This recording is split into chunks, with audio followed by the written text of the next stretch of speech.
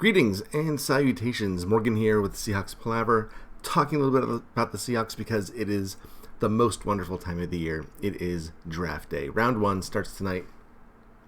And I thought we'd take a look at the Seahawks roster as it stands now to see if we can identify some positions of need and where we could upgrade rapidly using the draft to our utmost advantage. And I thought we'd start with the offensive line because a lot of people are mocking offensive linemen to the Seahawks with the 9th pick. If we stay there, we will see. And that's a good place to start because looking at our tackle situation, it's not great. Okay, we have Stone Forsythe, who was a 6th-round rookie last year, did not play a whole lot, showed some promise on who was there, but who's to say? It's hard to extrapolate that kind of performance over a full season. So definitely a question mark. I loved Stone Forsythe in the draft last year. There were some people that even mocked him in the first round, believe it or not, because he didn't have some fantastic showings against, big name pass rushers in college, and he stoned them, hence the name. And it's great to see that we got him on our team, and I'm excited for his future, but that is a lot of weight to put on a second-year, 6th-round draft pick that didn't play a whole lot. Jake Currhon, a UDFA, played okay at the Senior Bowl. Picked him up. He filled in adequately. He's an okay right tackle. Very strong, very physical, very little agility, not a whole lot of movement, but can run block in our scheme. Okay. Again, I think we just need a little bit more movement in the Shane Waldron, Andy Dickerson type of zone running that we want to do. He's not really designed for it. So we really could use someone at right tackle with a bit more movement and agility. I think that'd be a huge upgrade there too. And Greg Eland, again, he's just kind of roster filler. Austin Blythe, we just re-signed, smaller center, picked him up from the Chiefs. He didn't really play a whole lot because, of course, they got Creed Humphrey, who we could have had, but we don't. We have D. Eskridge instead. But we did pick up Austin Blythe, who, he played well 2 years ago, so maybe he can step right in and be a little bit better than Ethan Posick or, heaven forfend, Kyle Fuller, who I have listed here at guard. Dakota Shepley's backing up. Again, just roster meat. Pardon me. Demian Lewis played really well as a rookie. We had to move him to make room for Gabe Jackson. And I think both of them kind of suffered for it. And there has even been hints that Gabe Jackson isn't long for the team. I'm not sure that we were entirely pleased with his play. Pete Carroll said that he would be in competition with Phil Haynes to start next year. And if Phil wins the job, I don't see Gabe even sticking to the roster. So some more guards would be well placed on our team as well, because our backups are Kyle Fuller, who just did not cut it at center and is probably iffy at guard as well, and Pierre Oliver Lestage, who doesn't really get a lot of snaps on offense. He's a more special teams guy. So as you can see, offensive line, we could use a couple draft picks here. I'm of course a big fan of Trevor Penning, even though I don't think that he could really come in and start right away at left tackle. He has a lot of technical flaws, but I love his attitude and his grit and his beastiness. He'd be, and a nice intimidator on our line, which would be great. There's a lot of other guys I like too, though. I like Max Mitchell out of, the Raging Cajun. He's smaller, but he's got great movement skills. I think he would work really well in our system. Zach Tom, same way. He can play all over the line.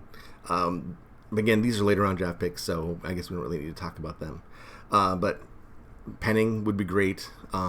If we trade down, Zion Johnson's probably the best player in the entire draft. He would be great at guard. And then at center, looking more 2nd, 3rd round, 4th round, Cam Jurgens and Tyler Linderbaum. Maybe if he lasts to the 2nd round, maybe he gets to 40. You never know. And the Tennessee Chattanooga guy, Cole Strange, another fantastic talent, plays with a lot of violence all the way through the end of the whistle. He's a really great player. I like him a lot as well. So there's a lot of spaces available here on the offensive line for the Seahawks to improve. They're really not looking great. Let's move on to running backs. Chris Carson, when he's healthy, is fantastic. Just definitely a bell cow running back. Problem is he's never healthy, right? He hasn't played a full season in, how long? Ever? Rashad Penny, same way. He balled out the end of last season, earned himself another contract with us, but he's been injured. It almost feels like he's been more injured than not injured, right? So our RB1 and RB2, I don't know if we can really count on them for a full season, right? I mean, hopefully this year, though one will be healthy if the other one's hurt and vice versa. Maybe we can switch them around. But who knows? Leaning on Travis Homer and DJ Dallas, we don't have Alec Collins anymore. His contract has expired, although, of course, we may bring him back potentially should, in our injury situation, warrant it. But right now, it's Rashad Penny, Chris Carson, Travis Homer, and DJ Dallas. I love Travis Homer and his special teams play. His pass blocking ability is great, but eminently replaceable. DJ Dallas, same way. He's not an exciting player. He can fill a hole, pick up a couple carries here and there, but he's not going to carry a team. So I definitely think that I'd be happy drafting 2 running backs at some point in the draft, if we were able to acquire more than the picks that we have. And of course, the fullback, Nick Bellore, he's great. Special teams guy, special teams maven. Can even play a little bit of linebacker. Nothing but good things to say about our buddy Nick here. Moving on to wideouts. Okay, let's move me down. Okay, DK Metcalf. I'm a big fan. We're all big fans. He's been talked about being traded. I really hope they don't. I mean, if they're going to rebuild around something, right? Have something to build around, not just tear everything down and try to start from, the pegs up. DK Metcalf is a fantastic talent. We got him with not a lot of draft capital. So I really think that that's the type of person that we should be building around and not trying to get rid of and replace. So, and he's young. Hey, let's keep DK Metcalf. He's a fantastic talent, and he can get better, right? His hands can be somewhat iffy. Some decision making a little bit could be better. Some, contested balls. He may be able to use his strength a bit more. He's got a higher ceiling to reach. So definitely lean on DK. Tyler Lockett, fantastic player, coming towards the end of his career a little bit. He's only got a couple more years left, but let's, milk it for what we can. Now we have the back end. Freddie Swain and D. Eskridge, a wideout 3. Dean got hurt right away again. I don't know what to say about our bad rookie injury luck, but he just was not able to play a lot last season, although he did get his first touchdown, if I recall correctly. But Swain is a known commodity. He's okay. He's serviceable, but not someone I would hang my hat on as a wide receiver 3. I'd hope that D. Eskridge can come up and fill that role. And Penny Hart, again, tiny little dude, but he can contribute on special teams and fill in when necessary. But again, not a priority, but getting another wideout somewhere in the draft would be nice. Tight end, we're pretty set. Noah Fant comes in with the Russell trade. Will Disley, the Ginger Ninja, and Cody Parkinson. Cody a little bit, again, an unknown quantity, but I'm looking forward to what he can bring. And this is actually a really good deep tight end class, not necessarily deep at the top end, or not necessarily strong at the top end, but deep all the way through. There's a lot of really good talent that we can tap into in the later rounds. And then let's move on to the D-line, where we have an interesting proposition here. Where are we going to be leaning more towards 3-4 rather than the 4-3 that we've been running? Although we've always kind of run a 3-4 with 4-3 personnel, but we will see. It does look like we've gotten rid of a lot of our traditional defensive ends. Benson Mayo is gone. We've gotten rid of Carlos Dunlap, and we re-signed Quentin Jefferson and picked up Shelby Harris, which are traditional 3-4 defensive ends. Shelby can even play nose also. I'll move myself back up here. So we have Quentin Jefferson, Shelby Harris, and LJ Collier. Let's say that those are our presumptive starting defensive ends around Puna, Al Woods, and Brian Monet, who are handling the nose. Not a bad team. Shelby Harris, I'm really looking forward to what he can bring. Quentin Jefferson, again, known commodity. He's come back to the team after being in Buffalo for a while. I think it was with the Raiders too for a bit. But we drafted him for a reason, right? He's a good, solid player, and it's nice to have him back in the fold. I think it speaks volumes that we went and signed him too. I think it definitely does signal that we're really going to be leaning into this 3-4 business. Elsley Collier, man, I loved him in the draft. I really did. I didn't want him in the first round where we got him, but at the Senior Bowl, he balled out. He sent the one-on-one drills. He sent his opposing tackles and guards home crying. Right? He just beat the crap out of them. He gave Tom Cable hell. Right? Which I'm sure impressed Carroll and Schneider. He can talk a good game.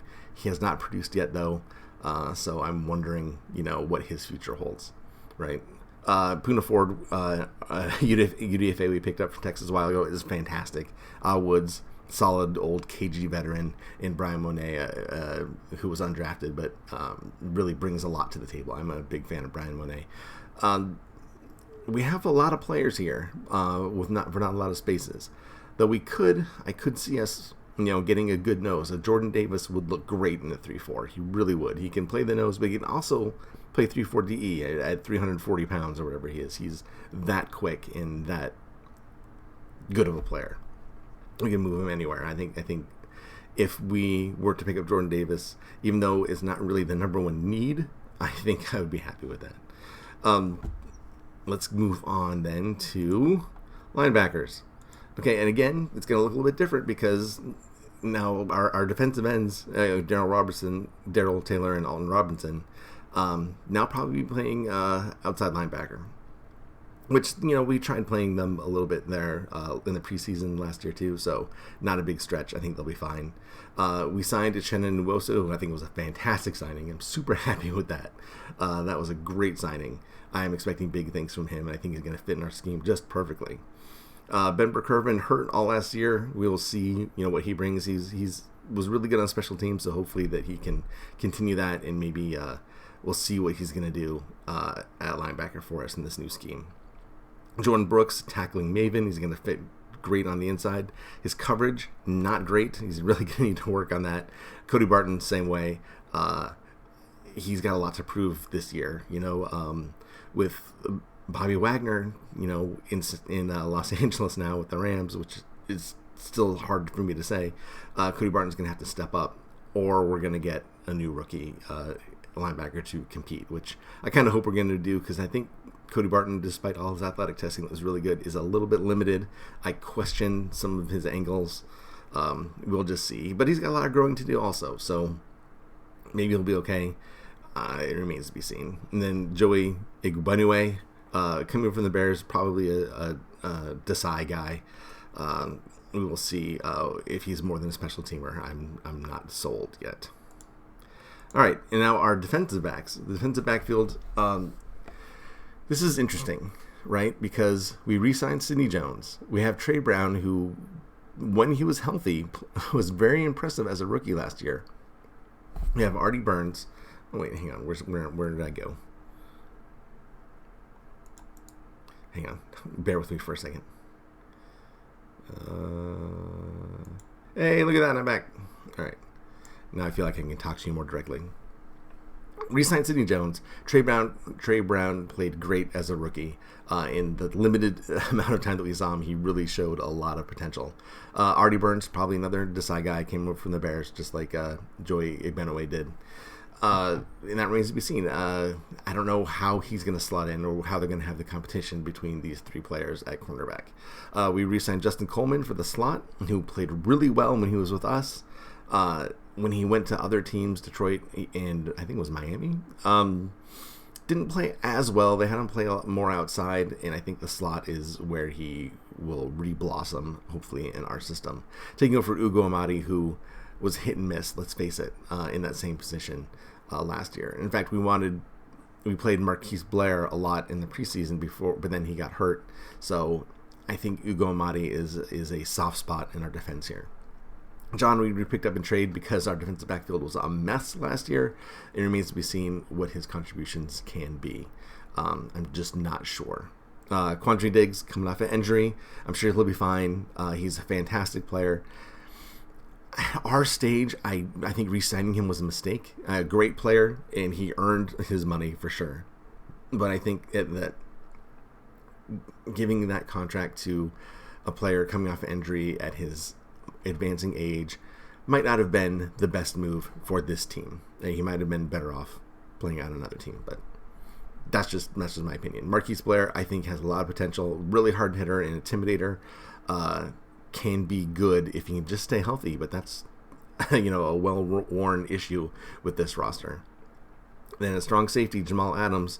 I'm hoping that our switch to 3-4 will allow him to play in the box more. I think that if you listen to the interviews with KJ Wright after over the offseason, saying, hey, why don't we play Jamal at weak side linebacker during passing downs, I think that would be really good for the team. And I think that we'll be able to, in this formation, disguise where he is and what he's going to be doing on the field. I think that we can make much better use of him. I'm really hoping that bringing in a new brain trust will be able to use Jamal Adams, that we paid ridiculous, it's a king's ransom for this guy who is just not really panned out and has proven to be injury prone.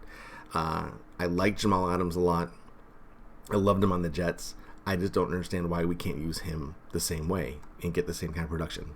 I don't know. Hopefully the new defensive staff will be able to use him to more maximum benefit, because it's been disappointing under Ken Norton Jr.